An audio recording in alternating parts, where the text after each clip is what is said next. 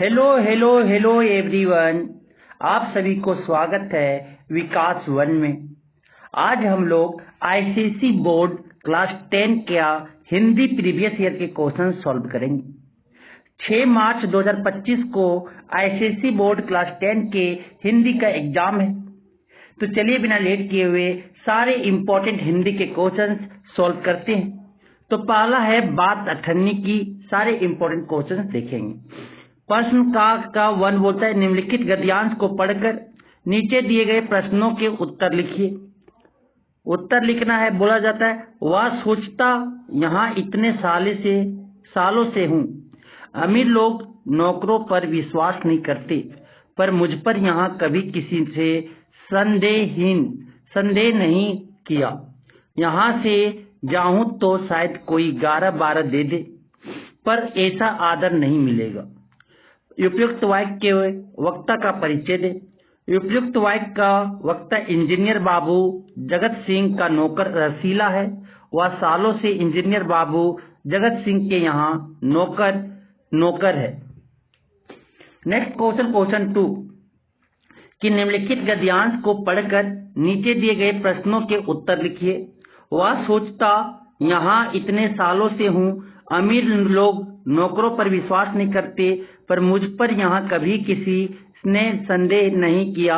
यहाँ से जाऊं तो शायद कोई 11-12 दे दे, पर ऐसा आदर नहीं मिलेगा। रसीला बार बार किससे कौन सी और क्यों प्रार्थना करता था?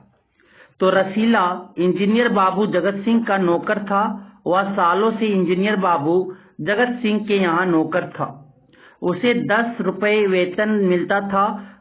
गांव में उसके बूढ़े पिता, पत्नी, एक लड़की और 2 लड़के थे। इन सब का भार उसी के कंधों पर था।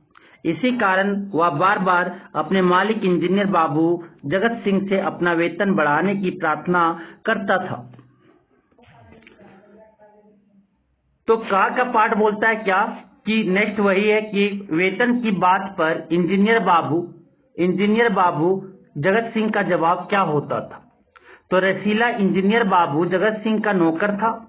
वह सालों से इंजीनियर बाबू जगत सिंह के यहाँ नौकर था। उसे 10 रुपए वेतन मिलता था। गांव में उसके बूढ़े पिता, पत्नी, एक लड़की और 2 लड़के थे। इन सब का भार उसी के कंधों पर था। इसी कारण वह बार बार अपने मालिक इंजीनियर बाबू जगत सिंह से अपना वेतन बढ़ाने की मांग करता था, परंतु हर बार इंजीनियर साहब का यही जवाब होता था कि वे रसीला की तनख्वाह नहीं बढ़ाएंगे। यदि उसे यहाँ से ज्यादा और कोई तनख्वाह देता है तो वह बेशक जा सकता है।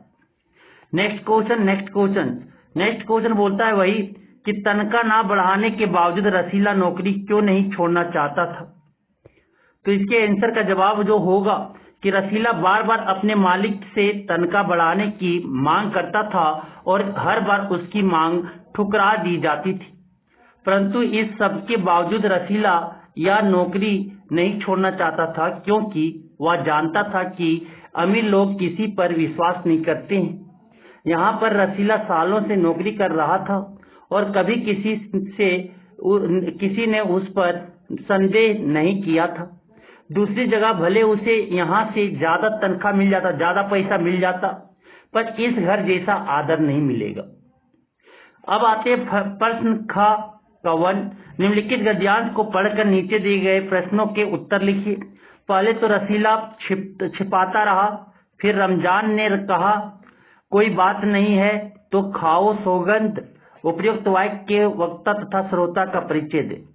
तो उत्तर इसका हो जाएंगे। उपयुक्त वाक्य का वक्ता जिला मजिस्ट्रेट शेख सलीमुद्दीन का चौकीदार मियां रमजान है और वक्ता उनके पड़ोसी इंजीनियर बाबू जगत सिंह का नौकर रसीला है। दोनों बड़े ही अच्छे मित्र थे। दूसरा क्वेश्चन है कि वक्ता श्रोता को सौगंध खाने के लिए क्यों कहता है? तो एक दिन रमजान ने रसीला को बहुत ही उदास देखा। रमजान ने अपने मित्र रसीला की उदासी का कारण जानना चाहा, परंतु रसीला उससे छिपाता रहा। तब रमजान ने उसकी उदासी का कारण जानने के लिए उसे सौगंध खाने के लिए कहा। समझ आ गया? नेक्स्ट क्वेश्चन का निम्नलिखित बोला जाता श्रोता की उदासी का कारण क्या था। जो श्रोता उदासी थे उनका कारण क्या था उदासी होने का। तो श्रोता रसीला का परिवार गांव में रहता था। उसके परिवार में बुढ़े पिता, पत्नी और 3 बच्चे थे। इन सबका भार उसी के कंधों पर था और रसीला को मालिक तनख्वाह मात्र 10 रुपये मिलती थी। पूरे पैसे भेजने के बाद भी घर पर का गुजारा नहीं हो पाता था। उस पर गांव से खत आया था कि बच्चे बीमार हैं, पैसे भेजो। रसीला के पास गांव भेजने के लिए पैसे नहीं थे और यही उसकी उदासी का कारण था। नेक्स्ट क्वेश्चन खा का 4 नंबर कि वक्ता ने श्रोता की परेशानी का क्या हल सुझाया। कि वक्ता जो थे और श्रोता की परेशानी का क्या हल सुझाया, क्या सलूशन दिए। तो वक्ता ने श्रोता की परेशानी का यह हल सुझाया कि वह सालों से अपने मालिक के यहाँ काम कर रहा है, तो वह अपने मालिक से कुछ रुपये पेशगी के क्यों नहीं मांग लेता। क्योंकि पेशगी उधार मांग लेता, फिर बाद में उसे कटवा देता अपने वेतन से। वही बोला जा रहा है। नेक्स्ट क्वेश्चन से आपके प्रश्न का निम्नलिखित गद्यांश को पढ़कर नीचे दिए गए प्रश्नों के उत्तर लिखिए। भैया गुनाह का फल मिलेगा या नहीं, या तो भगवान जाने, पर ऐसी कमाई से कोठियां में रहते हैं और एक हम हैं कि परिश्रम करने पर भी हाथ में कुछ नहीं रहता। यहाँ पर किस गुनाह की बात की जा रही है। यहाँ पर रमजान और रसीला अपने अपने मालिकों के रिश्वत लेने वाले गुनाह की बात कर रहे हैं। रसीला ने जब रमजान को बताया कि उसके मालिक जगत सिंह ने रुपए की रिश्वत ली है, 500 रुपए की रिश्वत ली है, तो इस पर रमजान ने कहा या तो कुछ भी नहीं है। उसके मालिक शेख साहब तो जगत सिंह के भी गुरु हैं। उन्होंने भी आज ही एक शिकार से 500 रुपए से कम में शेख साहब नहीं मानेंगे। इस प्रकार यहाँ पर मालिकों के रिश्वत के गुनाह की चर्चा की जा रही है। नेक्स्ट क्वेश्चन दूसरा है, क्या उपयुक्त कथन रमजान ने रसीला से क्यों कहा। रमजान और रसीला दोनों ही नौकर थे। दिन रात परिश्रम करने के बाद भी बड़ी मुश्किल से उनका गुजारा होता था। रसीला के मालिक तो बार बार प्रार्थना करने के बाद भी उसका वेतन बढ़ाने के लिए तैयार नहीं थे। दोनों यह बात भी जानते थे कि उनके मालिक रिश्वत से बहुत पैसा कमाते हैं।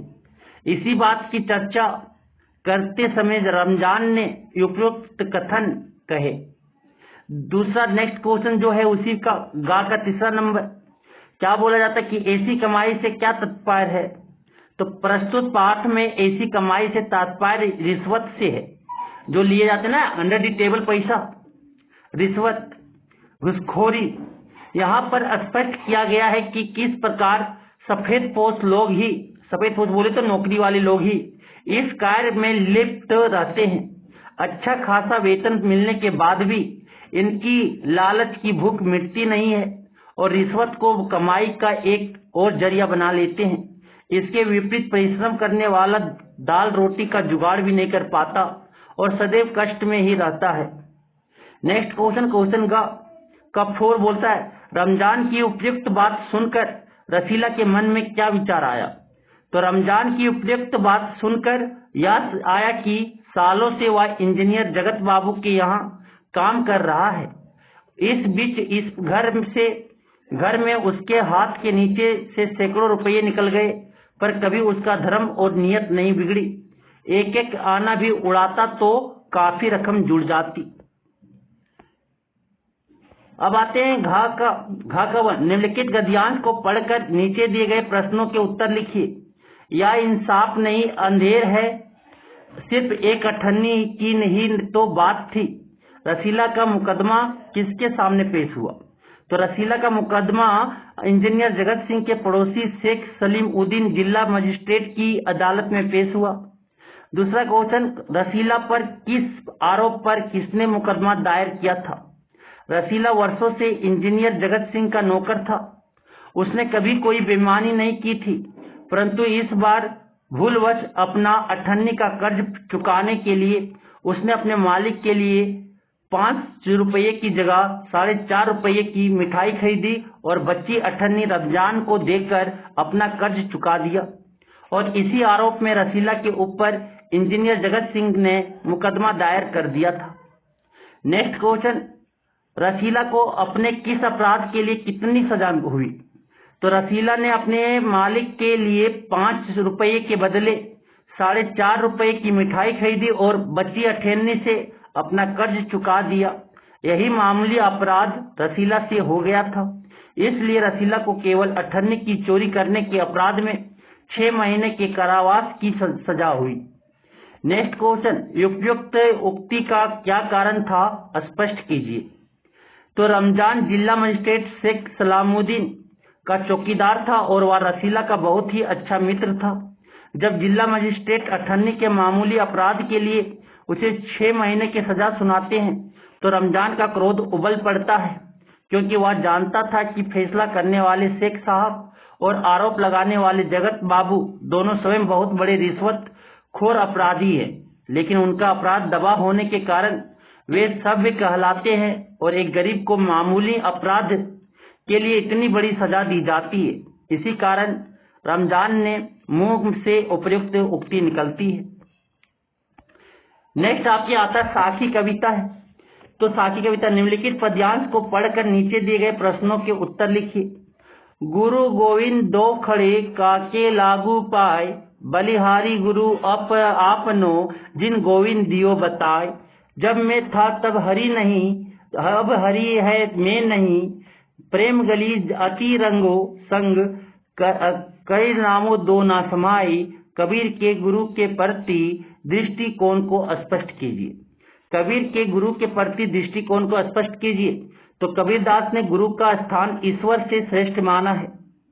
कबीर कहते हैं, जब गुरु और गोविंद भगवान दोनों एक साथ खड़े हो तो गुरु के श्री चरणों में शीश झुकाना उत्तम है। जिनके कृपा रूपी प्रसाद से गोविंद का दर्शन करने का सौभाग्य प्राप्त हुआ। गुरु ज्ञान प्रदान करते हैं, सत्य के मार्ग पर चलने की प्रेरणा देते हैं, मोह माया से मुक्त कराते हैं। दूसरा क्वेश्चन है, क्या कबीर के अनुसार कौन परमात्मा से मिलने का रास्ता दिखाता है? कबीर के अनुसार गुरु परमात्मा से मिलने का रास्ता दिखाता है। कौन? गुरु दिखाते हैं। नेक्स्ट क्वेश्चन नंबर आपके का थर्ड नंबर, जब मैं था तब हरि नहीं, अब हरि है मैं नहीं का भावार्थ स्पष्ट कीजिए। इस पंक्ति द्वारा कवि कहते हैं कि जब तक यह मानता था कि मैं हूँ तब तक मेरे सामने हरि नहीं थे, और अब हरि आज प्रकट हुए तो मैं नहीं रहा।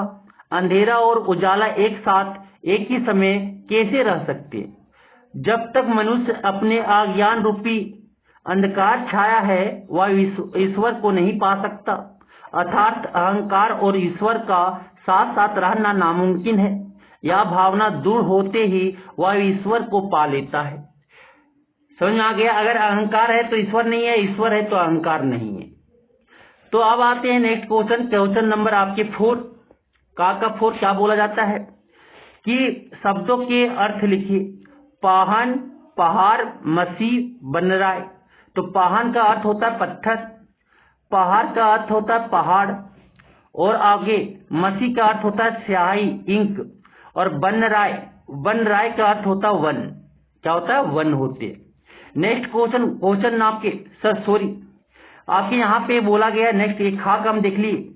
का जो आपका नेक्स्ट लास्ट क्वेश्चन था, बोला कि यहाँ पर मैं और हरि शब्द का प्रयोग किसके लिए किया गया है? तो यहाँ पर मैं और हरि शब्द का प्रयोग क्रमशः अहंकार और परमात्मा के लिए किया गया है। तो ये आपका कविता है खा का वन कि कांक कम जोड़ी के मस्जिद लई बनाए, कंकड़ पत्थर जोड़ी के मस्जिद ले बनाए, ता चढ़ी मुल्लाओ बोए क्या बहरा हुआ खुदाए। पाहन पूजे हरि मिले तो मैं पूजू पहाड़, ताते ए चाकी भली पीस खाए संसार। 7 समंदर मसी करो लेखनी न सब बरनाए, सब धरती कागज करो हरि गुण लिखा ना जाए। शब्दों के अर्थ लिखिए। पाहन मतलब क्या बोले? पत्थर। पहाड़ मतलब क्या बोले? पहाड़। और मसी मतलब क्या बोले? स्याही। और बनराय मतलब क्या हुआ? वन। नेक्स्ट क्वेश्चन, क्वेश्चन 2 बोला कि पाहन पूजे हरि मिले दोहे का भाव स्पष्ट कीजिए। इस दोहे द्वारा कवि ने मूर्ति पूजा और बाय आडंबर का विरोध किया है। आडंबर का विरोध किया है। कवि मूर्ति पूजा के स्थान पर घर की चक्की को पूजने कहते हैं, जिससे अन्न पीसकर खाते हैं। कि मूर्ति का पूजा करने मना करते हैं कि अगर उससे पूजोगे तो क्या मिलेगा, अगर मेहनत करोगे तो कुछ खाने को तो मिलता है, इससे अच्छा चक्की जो घर की चक्की है उसको पूजा करो। नेक्स्ट क्वेश्चन आपके नेक्स्ट है खा का थर्ड नंबर। खा का थर्ड नंबर बोलता है ता चढ़ी मुल्ला वे क्या बहरा हुआ खुदाई पंक्ति किसे निहित व्यंग स्पष्ट कीजिए। तो बोलता है इसमें जो बोला गया है कीजिए, स्पष्ट कीजिए। होता है सप्रस्तुत पंक्ति कबीरदास ने मुसलमानों के धार्मिक आडंबर पर व्यंग किया है। एक मौलवी कंकड़ पत्थर जोड़कर मस्जिद बना लेता है और रोज सुबह उस पर चढ़कर जोर जोर से अजान देकर अपने ईश्वर को पुकारता है जैसे कि वह बहरा हो। कबीरदास शांतना से भक्ति करने के लिए शांत मन से भक्ति करने के लिए कहते हैं कि चिल्ला चिल्ला के मत आवाज दो, शांत से अगर पूजा करोगे तो शांति मिलेगी। नेक्स्ट क्वेश्चन नेक्स्ट आपका आता है खा कफोर कि आगे बोला गया कि सब धरती कागज करो हरि गुण लिखा ना जाए। कबीर की भाषा पर टिप्पणी कीजिए। तो कबीर की भाषा पर, तो कबीर साधु सन्यासियों की संगति रहते थे, इसी कारण उनकी भाषा में अनेक भाषाओं तथा बोलियों के शब्द पाए जाते हैं। कबीर की भाषा में भोजपुरी, अवधी, ब्रज, राजस्थानी, पंजाबी, खड़गी बोली जाती है। उर्दू और फारसी के शब्द घुल मिल गए हैं, अतः विद्वानों ने उनकी भाषा को साधुकड़ी या पंचम खिचड़ी कहा है। ठीक है, चलते हैं नेक्स्ट क्वेश्चन की ओर। नेक्स्ट क्वेश्चन आपके आ गया काकी चैप्टर 2 का काकी है कहानी का। निम्नलिखित गद्यांश को पढ़कर नीचे दिए गए प्रश्नों के उत्तर लिखिए। उस दिन बड़े सवेरे श्याम की नींद खुली तो उसने देखा घर भर में कोहराम मचा हुआ है। बड़े सवेरे किसकी नींद फिर कारणवश खुली? कि बड़े सवेरे किसकी नींद किस कारणवश खुली?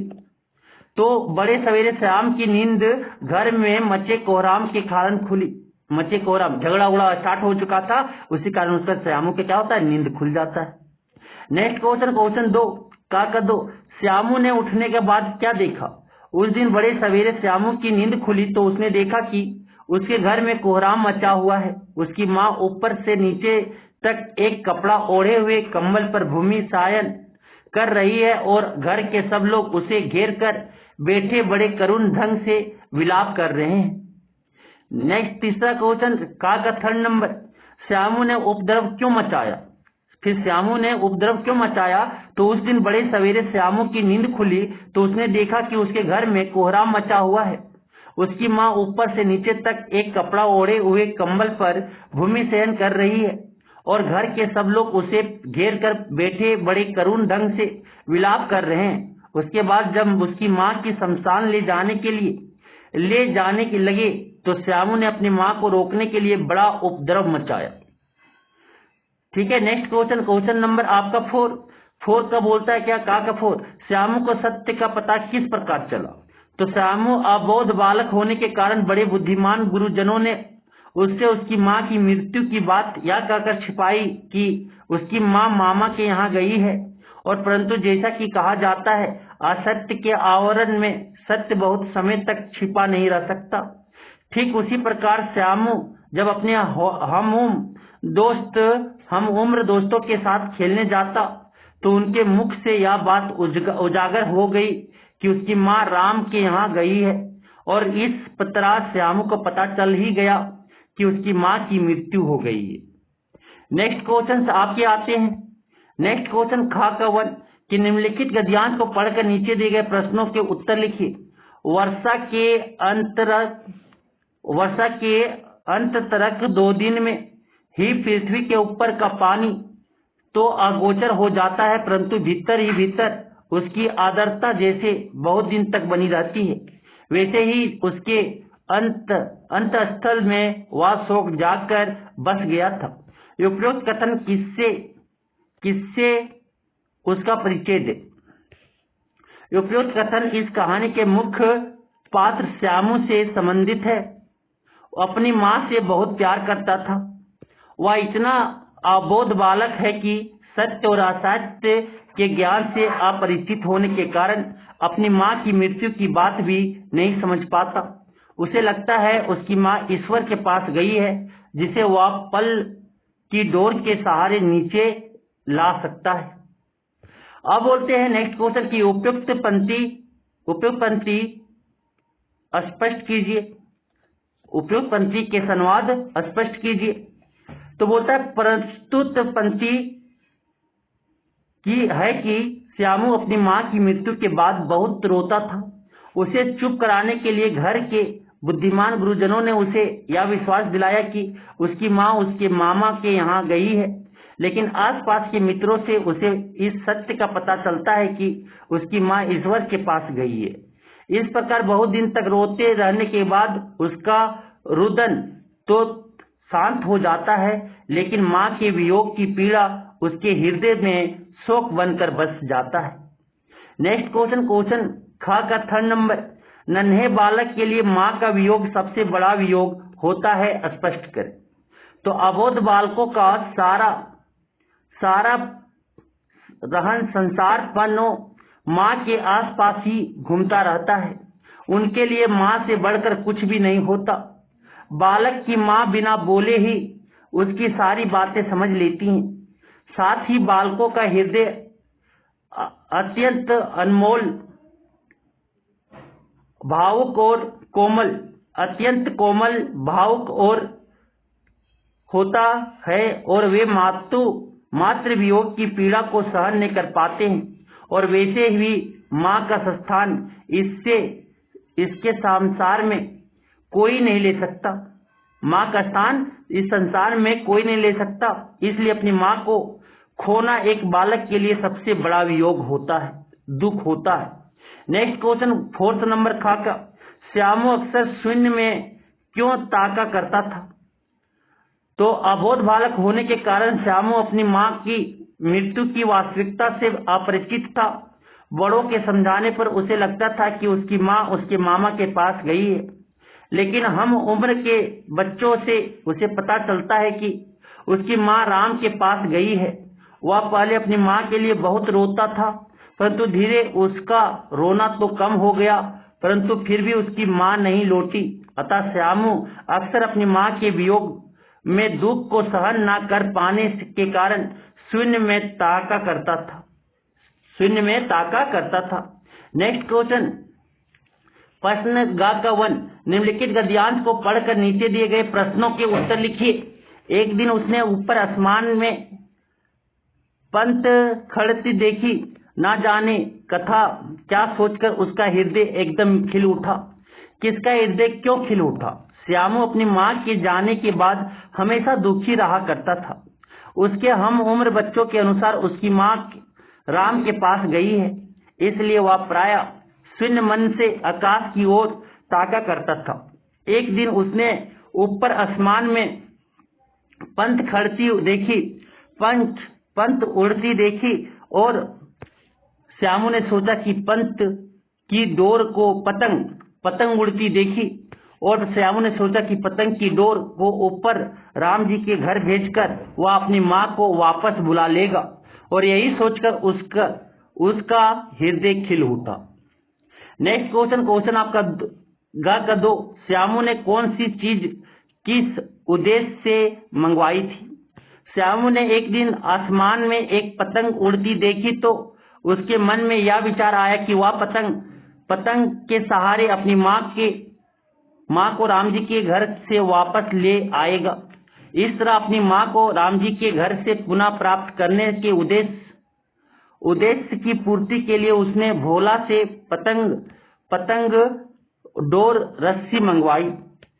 नेक्स्ट क्वेश्चन नंबर गा का थर्ड नंबर, इस कार्य में उसकी मदद किसने की, उसका परिचय दें। श्यामू की मां को राम जी के घर से लाने की में श्यामू की मदद भोला ने की। भोला उसका समवयस्क साथी था। वह सुखिया दासी का पुत्र था।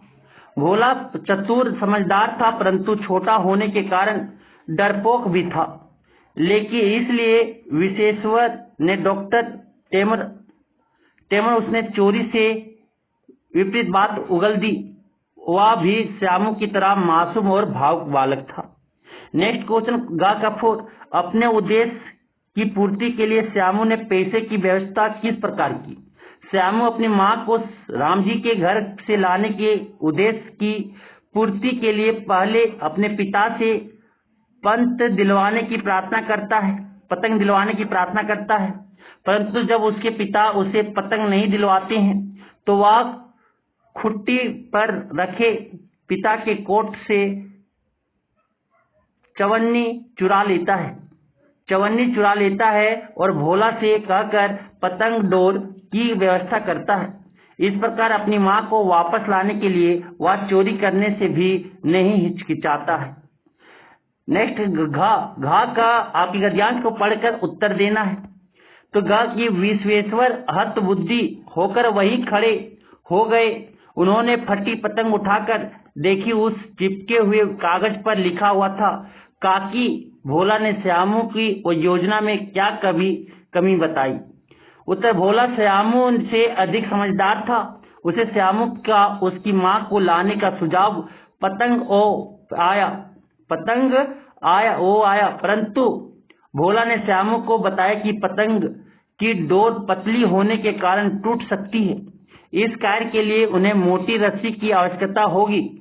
इस प्रकार भोला ने श्यामू की योजना में डोर के पतले होने की कमी बताई। नेक्स्ट क्वेश्चन, श्यामू को रात भर नींद क्यों नहीं आई। तो भोला द्वारा जब उसकी मां को लाने की योजना में मोटी रस्सी की कमी बताई गई तो उसके सामने अब मोटी रस्सी लाने की कठिनता आ गई, क्योंकि रस्सी खरीदने के लिए उसके पास पैसे नहीं थे और घर में भी ऐसा कोई नहीं था जो इस कार्य में उसकी मदद करता। और यही सब सोचकर श्यामू को चिंता के मारे रात भर नींद नहीं आई। नेक्स्ट क्वेश्चन, श्यामू पतंग मर किससे क्या लिखवाता है पतंग पर। श्यामू पतंग पर किससे क्या लिखवाता है और क्यों। श्यामू लिखना नहीं जानता था, इसलिए उसने जवाहर भैया से काकी लिखवाने में मदद मां लिखवाने का श्यामू का या उद्देश्य की यदि चिट पर काकी लिखा होगा तो पतंग सीधे उसकी काकी के पास ही पहुंच जाएगी। नेक्स्ट क्वेश्चन, घा का फोर, विश्वेश्वर हत बुद्धि होकर क्यों खड़े रह गए। तो विश्वेश्वर अपनी कोट की जेब से 1 रुपये की चोरी का पता लगाने जब भोला और श्यामू के पास पहुंचते हैं तो उन्हें भोला से सच्चाई का पता चलता है कि श्यामू ने 1 रुपये की चोरी की है। इस पर वे बहुत अधिक क्रोधित हो उठते हैं और क्रोधवश श्यामू को धमकाने और मारने के बाद पतंग फाड़ देते हैं। लेकिन जब उन्हें भोला द्वारा यह पता चलता है कि श्यामू इस पतंग के द्वारा काकी को राम के यहाँ से नीचे लाना चाहता है, सुनकर विश्वेश्वर हत बुद्धि होकर वहीं खड़े रह जाते हैं। नेक्स्ट क्वेश्चन, गिरिधर की कुंडलियां। एक पद्यांश पढ़कर नीचे दिए गए प्रश्नों के उत्तर लिखिए। लाठी में है गुण बहुत, सदा रखिए संग, गहरी नदी नाली जहां, तहां बचावे अंग, झपट्टी कुत्ता कह मारे, दुश्मन दावगीर होय, तिन्हों को झारे, कह गिरिधर कविराय, सुनो हे दर के बाटी, सब हथियार छा, विष मह लीजे लाठी, कमरी धीरे दाम की, बहुते आवे काम, खासा मल वो वापता, उनकर राखे मान, बंद जहे आई आवे, बकुचा बो मोट, राती के झाड़ी बिछावे, क गिरिधर कविराय, मिलते हैं थोड़े दमरी, सब दिन राखे साथ, बड़ी मरिया बमरी लाठी से क्या क्या लाभ होते हैं? लाठी से के समय हमारी सहायता करती है। गहरी नींद और नाले को पार करते समय मददगार साबित होती है।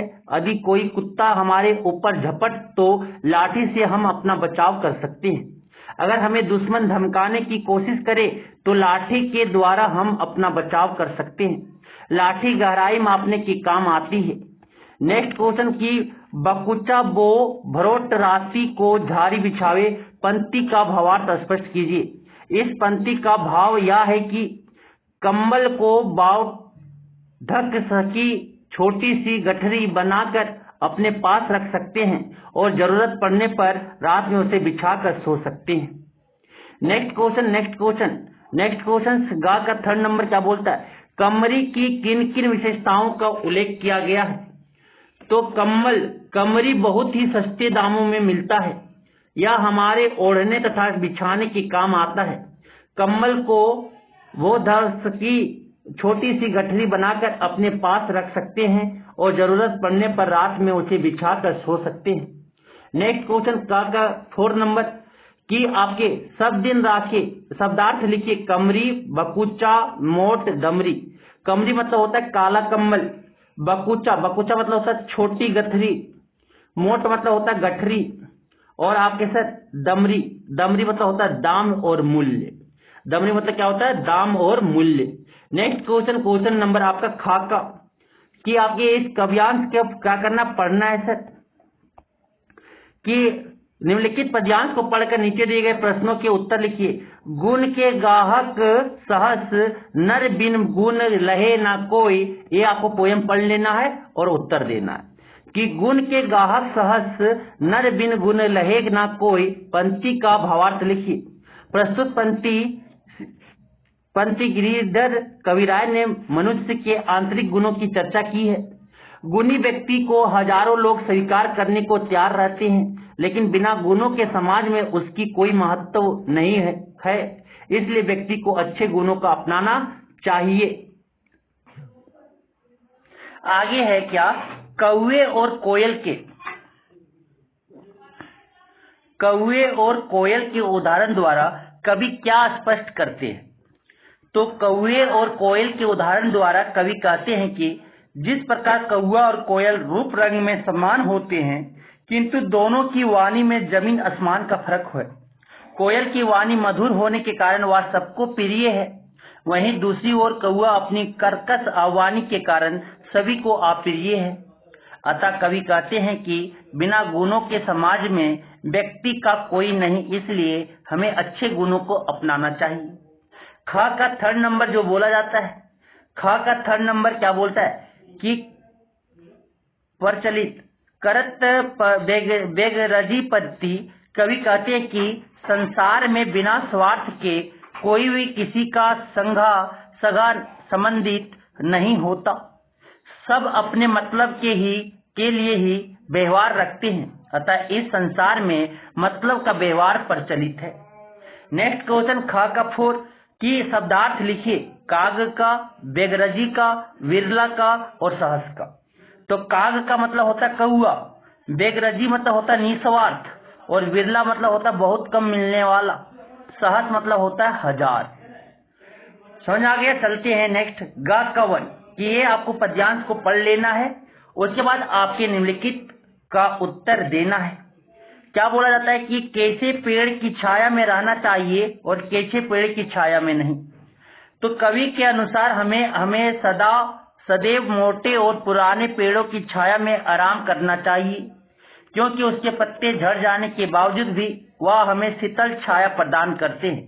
हमें पतले पेड़ की छाया में कभी नहीं बैठना चाहिए, क्योंकि वह आंधी तूफान के आने पर टूटकर हमें नुकसान पहुंचा सकते हैं। नेक्स्ट क्वेश्चन गा कर दो कि पानी बाढ़े नाव में, घर में बाढ़े दाम, दो हाथ उलटिए रही सयानो काम। पंक्ति का आशय स्पष्ट कीजिए। उपयुक्त पंक्ति आशय यह है कि जिस प्रकार नाव में पानी भरने से नाव डूबने का खतरा बढ़ जाता है, ऐसी स्थिति में हम दोनों हाथ से नाव का पानी बाहर फेंकने लगते हैं। ठीक वैसे ही घर में धन बढ़ जाने पर हमें दोनों हाथों से दान करना चाहिए। नेक्स्ट क्वेश्चन नंबर गा का थर्ड नंबर क्या बोलता है? गा का थर्ड नंबर कि आपके सर एस का क्या बोल रहा है? कभी कैसे स्थान पर ना बैठने की सलाह देते हैं? तो कभी हमें किसी स्थान पर सोच समझकर बैठने की सलाह देते हैं।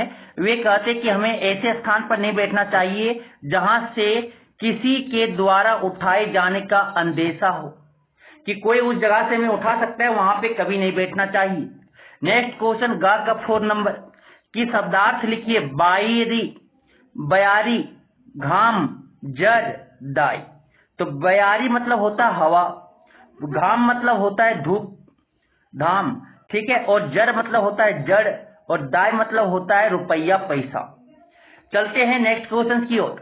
क्वेश्चन नंबर आपका महायज्ञ का पुरस्कार है। तो आपके निम्नलिखित गद्यांश को पढ़कर नीचे दिए गए प्रश्नों के उत्तर लिखिए।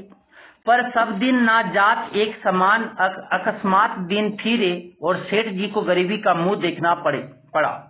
प्रस्तुत पाठ के आधार पर सेठ जी की विशेषताएं बताएं, उसका क्या कैरेक्टरिस्टिक्स बताना है। प्रस्तुत पाठ लेखक यशपाल द्वारा रचित है। प्रस्तुत पाठ में सेठ जी कुछ खास विशेषताओं का उल्लेख किया है। सेठ जी बड़े विनम्र और उदार थे। सेठ जी इतने बड़े धर्मपरायण थे कि कोई साधु संत उनके द्वार से निराश ना लौटता, भरपेट भोजन पाता। उनके भंडार का द्वार हमेशा सबके लिए खुला रहता। उन्होंने बहुत से यज्ञ किए और दान में ना जाने कितना धन दीन दुखियों में बांट दिया था। यहाँ तक कि गरीब हो जाने के बावजूद भी उन्होंने अपनी उदारता को नहीं छोड़ा और पुनः धन प्राप्ति के बाद भी ईश्वर से सद्बुद्धि ही मांगी। नेक्स्ट क्वेश्चन का 2 नंबर क्या बोलता है? सेठ जी के दुख का कारण क्या था? तो सेठ जी के उदार होने के कारण कोई भी उनके द्वार से खाली नहीं जाता था, परंतु अकस्मात सेठ जी के दिन फिरे और सेठ जी को गरीबी का मुंह देखना पड़ा। ऐसे समय में संगी साथियों ने भी मुंह फेर दिया और यही सेठ जी के दुख का कारण था। नेक्स्ट क्वेश्चन का 3 नंबर, सेठानी ने सेठ को क्या सलाह और क्यों दी? तो उन दिनों का प्रथा प्रचलित थी, अगुओं के फल का क्रय विक्रय हुआ करता था। छोटा बड़ा जैसा यज्ञ होता उनके अनुसार मूल्य मिल जाता। जब बहुत तो एक दिन सेठानी ने सेठ को सलाह दी कि क्यों ना वे अपना एक यज्ञ बेच डाले। इस प्रकार बहुत अधिक गरीबी आ जाने के कारण सेठानी ने सेठ को अपना यज्ञ बेचने की सलाह दी। नेक्स्ट क्वेश्चन का 4 कि धन्ना सेठ की पत्नी के संबंध में क्या अफवाह थी? धना सेठ की पत्नी के संबंध में यह अफवाह थी कि उसे कोई देवी शक्ति प्राप्त है जिससे वह तीनों लोगों की बात जान सकती है। नेक्स्ट क्वेश्चन आपके ख 1 है। निम्नलिखित गद्यांश को पढ़कर नीचे दिए गए प्रश्नों के उत्तर लिखिए। याद देख सेठ का दिल भर आया, बेचारे को कई दिनों से खाना नहीं मिला दिखता, तभी तो यह हालत हो गई है। सेठ जी ने अपना यज्ञ बेचने का निर्णय क्यों लिया? सेठ जी को जब पैसों को बहुत तंगी होने लगी और सेठानी ने उन्हें यज्ञ बेचने का सुझाव दिया।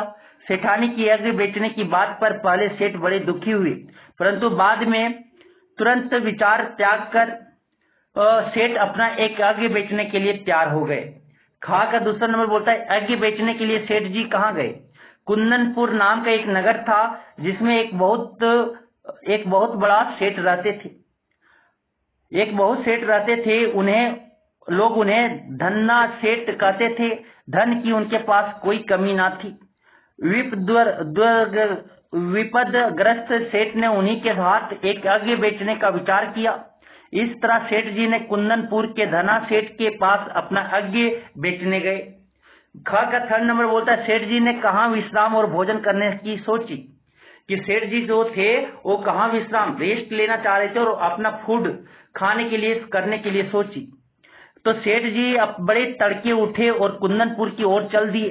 गर्मी के दिन थे। सेठ जी सोचा कि सूरज निकलने से पूर्व जितना ज्यादा रास्ता पार कर लेंगे उतना ही अच्छा होगा, परंतु आधा रास्ता पार करते ही थकान ने उन्हें आ घेरा। सामने वृक्षों का कुंज और कुआं देखा तो सेठ जी ने थोड़ा देर रुककर विश्राम और भोजन करने का निश्चय किया। नेक्स्ट क्वेश्चन आपकी ख का 4। सेठ जी ने अपना सारा भोजन कुत्ते को क्यों खिला दिया? तो सामने वृक्षों का कुंज और कुआं देखा तो सेठ जी ने थोड़ा देर रुककर विश्राम और भोजन करने का निश्चय किया। पोटली से लोटा डोर निकालकर पानी खींचा और हाथ पैर धोए, उसके बाद हाथ पांव धोए। उसके बाद एक लोटा पानी ले पेड़ के नीचे आ बैठे और खाने के लिए रोटी निकालकर तोड़ने ही वाले थे कि क्या देखते हैं, एक कुत्ता हाथ भर की दूरी पर पड़ा छटपटा रहा था। भूख के कारण वह इतना दुर्बल हो गया कि अपनी गर्दन भी नहीं उठा पा रहा था। यह देख सेठ का दिल भर आया और उन्होंने अपना सारा भोजन धीरे धीरे कुत्ते को खिला दिया। नेक्स्ट अब आते गा का कि आपके निम्नलिखित गद्यांश को पढ़कर नीचे दिए गए उत्तरों क्वेश्चन का उत्तर करना प्रश्न का। तो पहला बोलता है उपयुक्त अवतरण के वक्ता का परिचय दे। तो उपयुक्त अवतरण की वक्ता कुंदनपुर के धना सेठ की पत्नी है। धना सेठ की पत्नी बड़ी विदुषी स्त्री थी। उनके बारे में यह प्रचलित था कि उन्हें कोई देवीय शक्ति प्राप्त है, जिसके कारण वे तीनों लोगों की बात जान लेती हैं। इसी शक्ति के बल पर वह जान लेती है अग्नि बेचने वाले सेठ अत्यंत ठठार, कर्तव्यपरायण और धर्मनिष्ठ है। नेक्स्ट क्वेश्चन गा कर दो कि श्रोता को वक्ता की किस बात पर आश्चर्य हुआ। तो श्रोता धना सेठ की पत्नी ने जब वक्ता सेठ जी से अपना महायज्ञ बेचने की बात की तो उन्हें आश्चर्य हुआ, क्योंकि महायज्ञ की बात तो छोड़िए, सेठ ने वर्षों से कोई सामान्य यज्ञ भी नहीं किया था। नेक्स्ट क्वेश्चन गा का 3rd नंबर। सेठ जी धना सेठ की पत्नी की बात सुनकर क्या सोचने लगे। तो धना सेठ की पत्नी ने जब महायज्ञ की बात की तो सेठ जी सोचने लगे कि इन्हें यज्ञ तो खरीदना नहीं है, ना हक की मेरी हंसी उड़ रही है, क्योंकि इस महायज्ञ की वे बात कर रही हैं वो तो उन्होंने किया ही नहीं है। नेक्स्ट क्वेश्चन गा का 4 नंबर। धना सेठ की पत्नी ने सेठ के किस काम को महायज्ञ बताया और क्यों। धना सेठ की पत्नी के अनुसार स्वयं भूखे रहकर 4 रोटियों किसी भूखे कुत्ते को खिलाना ही महायज्ञ है। इस तरह यज्ञ कमाने की इच्छा से धन दौलत लुटाकर किया गया यज्ञ सच्चा यज्ञ नहीं है। निस्वार्थ भाव से किया गया कर्म ही सच्चा यज्ञ महायज्ञ है। नेक्स्ट क्वेश्चन गा का कि निम्नलिखित गद्यांश को पढ़कर नीचे दिए गए प्रश्नों के उत्तर लिखिए। तो बोलता है विपत्ति में भी मेरे पति ने धर्म नहीं छोड़ा, धन्य है मेरे पति। सेठ के चरणों की रज मस्तक पर लगाते हुए बोली, धीरज रखें, भगवान सब भला करेंगे। उपयुक्त अवतरण की वक्ता का परिचय दे। तो उपयुक्त अवतरण की वक्ता सेठ की पत्नी है। सेठ की पत्नी भी बुद्धिमती स्त्री है। मुसीबत के समय अपना धैर्य न खोते हुए उसने अपने पति को अपना एक यज्ञ बेचने की सलाह दी। विपत्ति की स्थिति में वह अपने पति को ईश्वर पर विश्वास और धीरज धारण करने को कहती हैं। इस प्रकार सेठ की पत्नी भी कर्तव्यपरायण, धीरवती, ईश्वर पर निष्ठा रखने वाली और संतोषी थी। नेक्स्ट क्वेश्चन घ का 2 नंबर बोलता है वक्ता ने अपने पति की रज मस्तक पर क्यों लगाई। कि सेठानी के पति जब कुंदनपुर धना सेठ के यहाँ से खाली हाथ घर लौटे तो पहले तो वे कोठी पर जब उसे सारी घटना की जानकारी मिली तो उनकी वेदना जाती रही। उनका हृदय यह देखकर उल्लसित हो गया कि विपत्ति में भी उनके पति ने अपना धर्म नहीं छोड़ा और इसी बात के लिए सेठानी ने अपने पति की रज मस्तक से लगाई। नेक्स्ट क्वेश्चन गा का 3rd नंबर। सेठानी भौचक्की सी क्यों खड़ी हो गई। रात के समय सेठानी उठकर दलान में दिया जलाने आई तो रास्ते में किसी चीज से टकराकर गिरते गिरते बची। संभल कर आले तक पहुंची और दिया जलाकर नीचे की ओर निगाह डाली तो देखा कि दहलीज के सहारे पत्थर ऊंचा हो गया है, जिसके बीचों बीच लोहे का कुंदा लगा है। शाम तक तो वहां वह पत्थर बिल्कुल भी उठा नहीं था, अब यह अकस्मात कैसे उठ गया। यही सब देखकर सेठानी भौचक्की सी खड़ी हो गई। नेक्स्ट क्वेश्चन घ का 4, सेठ जी को धन की प्राप्ति किस प्रकार हुई? तो सेठानी ने जब सेठ को बुलाकर दलान में लगे लोहे कुंदे के बारे में बताया तो सेठ जी भी आश्चर्य में पड़ गए। सेठ ने कुंदे को पकड़कर खींचते पत्थर उठ गया और अंदर जाने के लिए सीढ़ियां निकल आई। सेठ और सेठानी सीढ़ियां उतरने लगे। कुछ सीढ़ियां उतरते ही इतना प्रकाश सामने आया कि उनकी आंखें चौंधियाने लगी। सेठ ने देखा वह एक विशाल तह खाना है और जवाहरातों से जगमगा रहा है। इस तरह सेठ को धन की प्राप्ति हुई। नेक्स्ट क्वेश्चन आपके स्वर्ग बना सकते हैं। तो निम्नलिखित पद्यांश को पढ़कर नीचे दिए गए प्रश्नों के उत्तर लिखिए। धर्मराज या भूमि किसी की नहीं किस है? एक पोएम पढ़ के आपको उत्तर देना है। कवि ने भूमि के लिए किस शब्द का प्रयोग किया है और क्यों? कवि ने भूमि के लिए कृतदासी शब्द का प्रयोग किया है क्योंकि किसी भी कृत खरीदी हुई दासी नहीं है। इस पर सबका समान रूप से अधिकार है।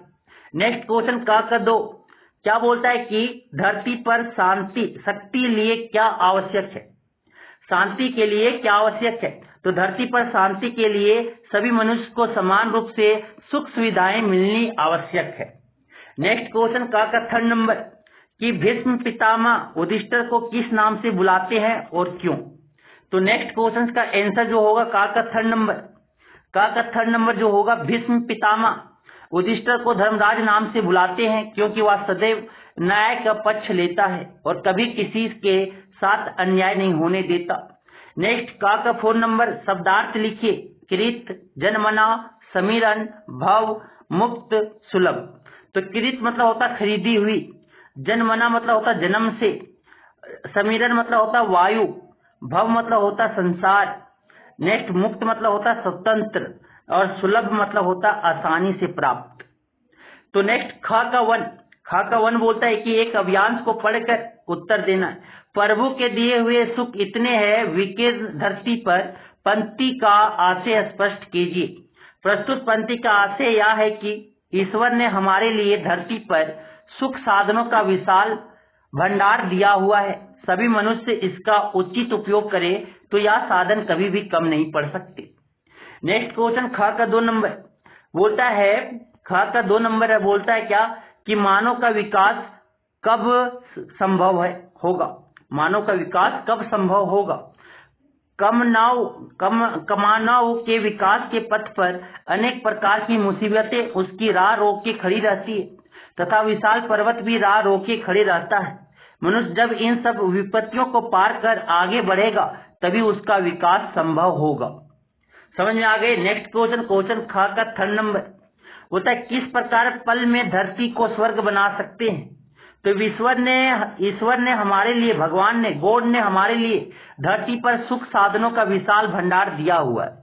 सभी मनुष्य इसका उचित उपयोग करे तो यह साधन कभी भी कम नहीं पड़ सकते। सभी लोग सुखी होंगे। इस प्रकार पल में धरती को स्वर्ग बना सकते हैं। नेक्स्ट क्वेश्चन का 4 होता है शब्दार्थ लिखिए। समित, विकीर्ण, कोलाहल, विघन, चैन, पल का। तो समित का क्या होता है? शांत। नेक्स्ट विकीर्ण मतलब होता है बिखरे हुए, कोलाहल मतलब होता है शोर। नेक्स्ट अर्थ जो है नेक्स्ट है विघन मतलब होता है रुकावट, चैन मतलब होता है शांति, पल मतलब होता है क्षण, समय। नेक्स्ट क्वेश्चन आपके आते हैं। नेक्स्ट क्वेश्चन जो है नेताजी का चश्मा। निम्नलिखित गद्यांश को पढ़कर नीचे दिए गए प्रश्नों के उत्तर लिखिए। हवलदार साहब कब और कहां से क्यों गुजरते थे? हवलदार साहब हर 15 दिन कंपनी के काम के सिलसिले से एक कस्बे से गुजरते थे जहां बाजार के मुख्य चौराहे पर नेताजी की मूर्ति लगी थी। नेक्स्ट क्वेश्चन का 2 नंबर बोला जाता है कस्बे का वर्णन कीजिए। कस्बे का वर्णन करना है।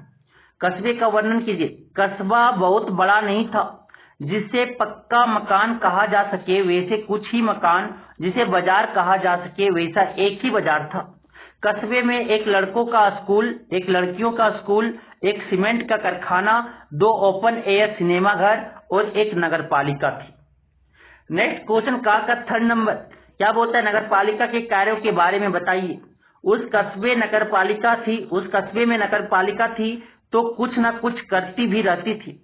कभी कोई सड़क पक्की करवा दी, कभी कुछ पेशाब घर बनवा दिए, कुआं कबूतरों की छतरी बनवा दी, तो कभी कवि सम्मेलन करवा दिया। ये नगरपालिका का कुछ न कुछ काम करवाते रहते थे। का 4 नंबर, शहर के मुख्य बाजार में प्रतिमा किसने लगवाई थी और उस प्रतिमा की क्या विशेषता थी। तो शहर के मुख्य बाजार के मुख्य चौराहे पर नगरपालिका के किसी उत्साही बोर्ड या प्रशासनिक अधिकारी ने नेताजी सुभाष चंद्र बोस की एक संगमरमर की प्रतिमा लगवा दी थी। उस मूर्ति की विशेषता यह थी कि मूर्ति संगमरमर की थी, टोपी की नोक से कोट के दूसरे बटन तक कोई 2 फुट ऊंची और सुंदर थी। दूसरा, नेताजी फौजी वर्दी में सुंदर लगते थे। मूर्ति को देखते ही दिल्ली चलो और तुम मुझे खून दो आदि याद आने लगती थी। केवल एक चीज की कसर थी जो देखते ही खटकती थी। नेताजी की आंख पर संगमरमर चश्मा नहीं था, बल्कि उसके स्थान पर सचमुच के चश्मे का चौड़ा काला फ्रेम मूर्ति को पहना दिया गया था। नेक्स्ट क्वेश्चन खा का 1 कि एक गद्यांश को पढ़कर उत्तर देना। वाह भाई, क्या आइडिया है। मूर्ति कपड़े नहीं बदल सकती, लेकिन चश्मा हर बार कैसे सज जाता है। प्रस्तुत कथन से वक्ता का क्या परिचय है। तो प्रस्तुत कथन के वक्ता हलदार साहब है।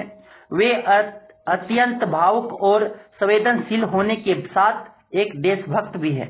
उन्हें देशभक्तों का मजाक उड़ाया जाना पसंद नहीं है। वे कैप्टन की देश भावना के प्रति सम्मान और सहानुभूति रखते हैं।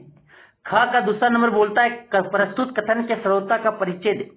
प्रस्तुत कथन का श्रोता पान वाला है। पान वाला पूरी की पूरी पान की दुकान है।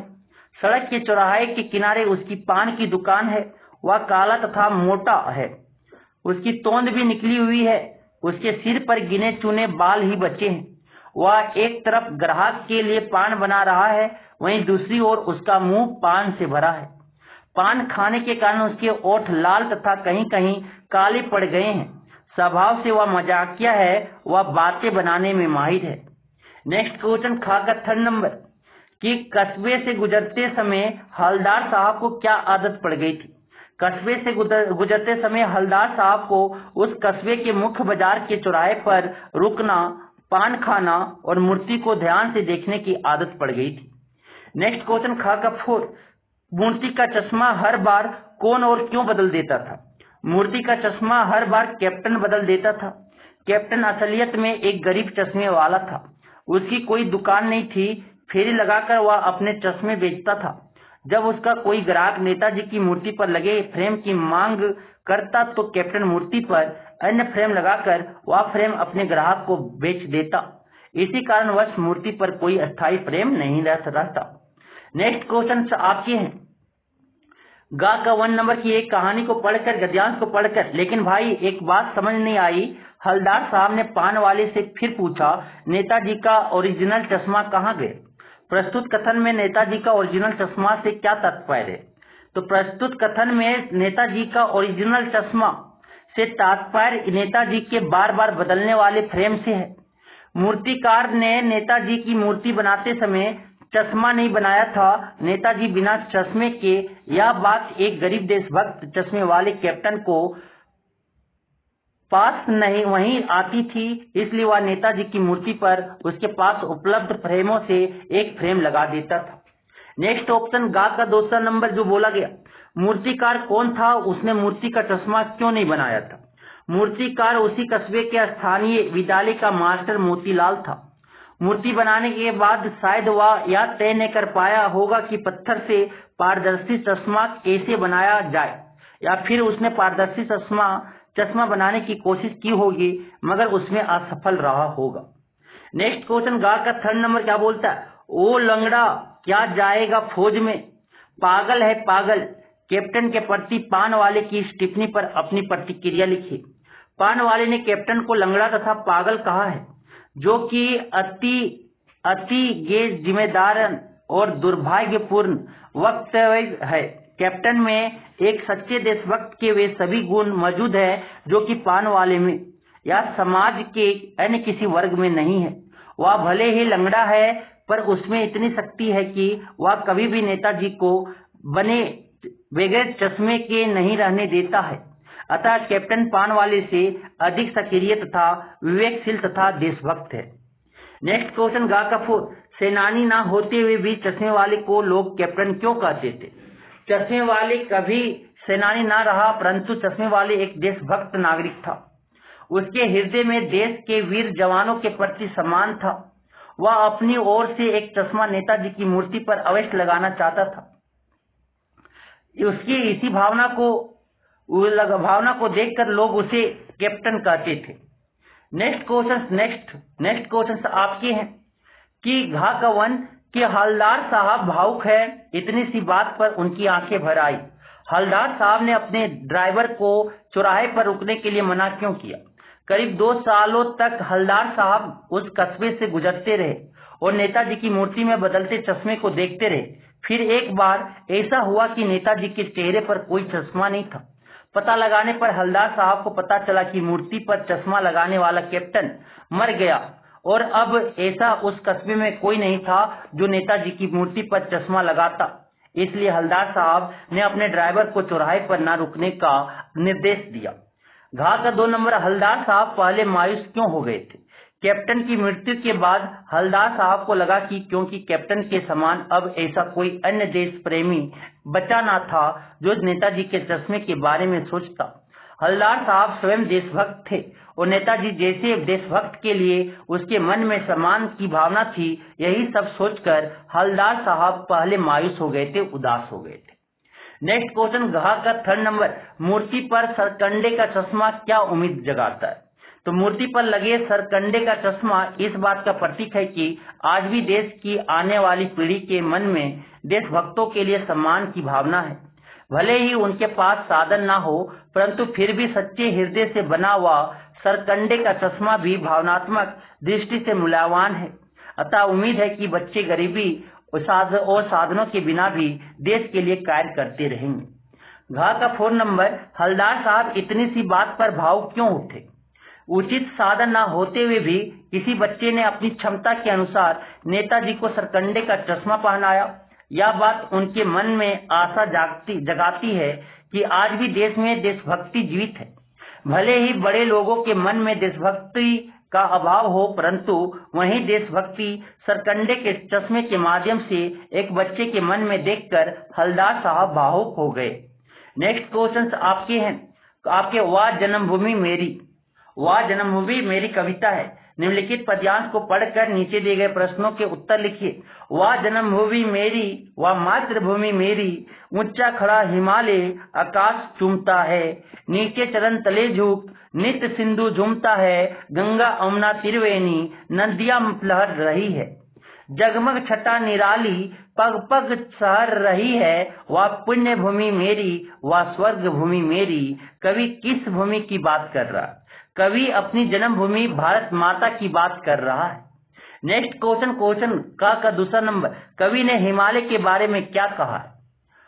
तो कवि कहते हैं कि हिमालय इतना ऊंचा है मानो आसमान को चूम रहा है, वह हमारे भारत की रक्षा करता है। नेक्स्ट क्वेश्चन का 3 नंबर, त्रिवेणी नदियों के नाम लिखिए। त्रिवेणी नदियों के नाम गंगा, अमना और सरस्वती। अभी प्रयागराज लगे थे ना तो वो 3 नदी आपस में मिलते हैं। गंगा, अमना, सरस्वती त्रिवेणी नदियों में है। नेक्स्ट क्वेश्चन नंबर का 4 नंबर, का 4 बोलता है मातृ। शब्दार्थ लिखिए। मातृभूमि, सिंधु, नित्य, पुण्य भूमि। तो मातृभूमि मतलब जन्मभूमि, सिंधु मतलब समुद्र, नित्य मतलब प्रतिदिन, पुण्य भूमि मतलब पवित्र भूमि।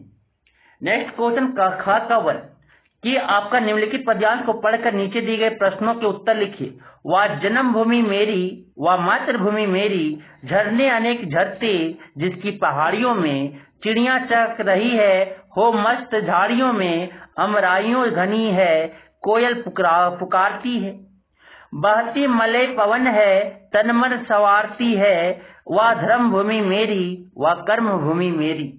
कवि ने भारत के लिए किन किन विशेषणों का प्रयोग किया है? तो कवि ने भारत के लिए जन्मभूमि, मातृभूमि, धर्मभूमि, कर्म भूमि विशेषणों का प्रयोग किया है। नेक्स्ट क्वेश्चन ख का दूसरा नंबर बोलता है झरने कहाँ झरते हैं, तो झरने भारत माता की पवित्र पहाड़ियों पर झरते हैं। झरने जो है वो आपका भारत माता की पवित्र पहाड़ियों पर झरते हैं। खा का तीसरा नंबर बोलता है कि भारत की हवा कैसी है, उसका हम पर क्या प्रभाव होता है, तो भारत में बहने वाली हवा सुगंधित है या हमारे तन मन को संवारती है। नेक्स्ट क्वेश्चन ख का 4 नंबर शब्दार्थ लिखिए। अमराइयां, मले, पवन। अमराइयों मतलब होता है आम के पेड़ों की बाग, मले मतलब होता है पर्वत का नाम, पवन मतलब होता है हवा। नेक्स्ट क्वेश्चन ग का 1 नंबर बोलता है कि निम्नलिखित पद्यांश पढ़कर नीचे दिए गए प्रश्नों के उत्तर लिखिए कि वह जन्मभूमि मेरी व मातृभूमि मेरी, जन्मे जहां थे रघुपति, जन्मी जहां थे सीता। श्री कृष्ण ने सुनाई वह सुनीत गीता, गौतम ने जन्म लेकर जिसका सुयश बढ़ाया, जग को दया सिखाई, जग को दिया दिखाया, वह युद्ध भूमि मेरी, वह बुद्ध भूमि मेरी, वह मातृभूमि मेरी, वह जन्म भूमि मेरी। कवि भारत की भूमि को पावन क्यों मानते हैं, तो कवि भारत की भूमि को पावन मानते हैं क्योंकि यहाँ राम, सीता, श्री कृष्ण तथा गौतम जैसे महान अवतार अवतरित हुए थे। नेक्स्ट क्वेश्चन ग का दूसरा नंबर बोला जाता है। ग का दूसरा नंबर जो बोला जाता है कि गौतम कौन थे, उन्होंने क्या उपदेश दिया था। गौतम बुद्ध धर्म चलाने वाले महापुरुष थे, उन्होंने जीवों पर दया रखने का उपदेश दिया था। नेक्स्ट क्वेश्चन श्री कृष्ण ने सुनाई और सुनीत गीता पंक्ति का आशय स्पष्ट कीजिए। उपयुक्त पंक्ति का आशय यह है कि यह वही पवन भारत भूमि है जहां भगवान श्री कृष्ण ने जन्म लिया था। गोकुल और मथुरा की गोपियों को अपनी मुरली की धुन से मोहित कर दिया था तथा कुरुक्षेत्र के युद्ध में अर्जुन को गीता का उपदेश दिया था। नेक्स्ट गा का 4 नंबर शब्दार्थ लिखिए। रघुपति, फिर वंशी, फिर मुनि पुनीत, फिर जंग। रघुपति मतलब होता है भगवान श्री राम, वंशी मतलब होता है बांसुरी, क्या होता है बांसुरी, ने बंसी मतलब होता है बांसुरी, पुनीत मतलब होता है पवित्र, जंग मतलब होता है संसार, जग बोला जग मतलब होता है संसार, जग मतलब होता है संसार। नेक्स्ट क्वेश्चन आपके नेक्स्ट क्वेश्चन, तो ये हम सारे इंपॉर्टेंट क्वेश्चन जो था वो पार्ट 1 हिंदी का हम कर लिए, 3 पार्ट में आपको बताया जाएगा। पहला पार्ट हम हिंदी का कंप्लीट किए, दूसरा पार्ट, तीसरा पार्ट, 3 पार्ट आएंगे, देख के जाओगे बहुत अच्छे नंबर आ जाएंगे। धन्यवाद।